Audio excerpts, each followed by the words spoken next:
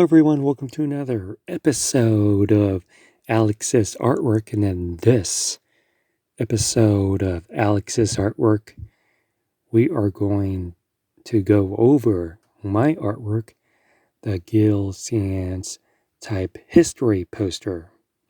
That is right, in this episode of Alex's Artwork, we're going to go over my Gill type history poster that I created when I was studying graphic design in college. So here it is. Here are my Gill type history poster. First off, we're going to go over the rough drafts that I created when I was creating the Gill type history poster for when I was studying graphic design in college. Here's the first draft that we are going to go over. Here you can see all three posters, but here's the typical layout when it comes to creating a type history poster. You have the letters, the numbers, and you have the type name, the one who created the type, and we were required to provide the copyright in what we did as a requirement on the assignment when I was in college. Here's all three posters that I created as a rough draft. Here's the second poster in a different layout. Here's all the legal information. Here's all the type, Gill information. And as you can see, my colors palette, the color selection is inspired from the origins of who the inventor of the Gill is from, which is the United Kingdom.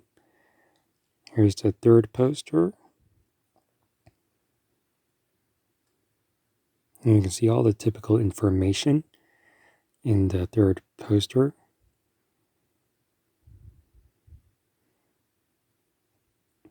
And here's all three posters, and guess which one was chosen to move on to the final design.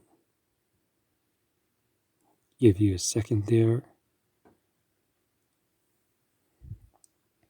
And the chosen one is this one. Here's the final draft that I created. I went with the third design when I was studying graphic design, we were required to choose the best one to move forward with, as it is in practice with the design process. You make a couple of rough drafts that you see here and go with the best draft, and you work from the best draft and work on it to make it the best that it can be. Here's the three drafts again, and this draft was the final draft. Here you can see some revisions that I made. The stance is more centered. Here you can see the background, which has a light blue instead of plain white. Here's the year that it was created. Here's Gill stance, the name of the typeface that I chose to do a type history poster on. Here's the typography, the letters, and the numbers. As we scroll down, there are four different typeface, so regular, italic, bold, and bold italic. Here's the name of who created Gill stance, as we know today. And here's the following information about this typeface. As you can see here, I'm going to read off the history of the typeface. Arthur Gill, born on February 22, 1882, was associated with the arts and crafts movement, who was an English sculptor, typeface designer, stonecutter, and printmaker.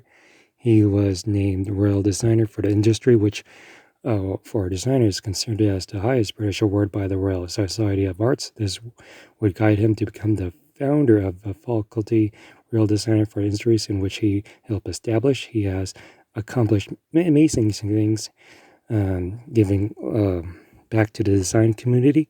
His brother McDonald Max Gill was a well-known graphic artist, is where he grew up with. In 1897, the family moved to Chester, where he studied at Chester Technical and Art School. Then in 1900, he would move to London to study to become a specialist in ecclesiastical architecture, but would struggle and give up on to pursue something else. In 1903, he quit architecture to become a calligrapher, letter cutter, and a skilled monumental masonry. He is known for creating typefaces such as Perpetua and Gill scenes. And Perpetua is a very popular typeface, and here's the final design of the typeface as we see it. As we go to our right, let's enable the guides. Here you can see them. Back then, I actually was organized with my layers, named every layer as required.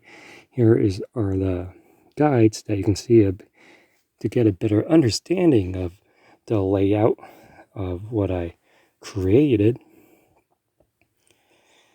Here you can see as we zoom in on one of these design elements, here you can see that we have equal space between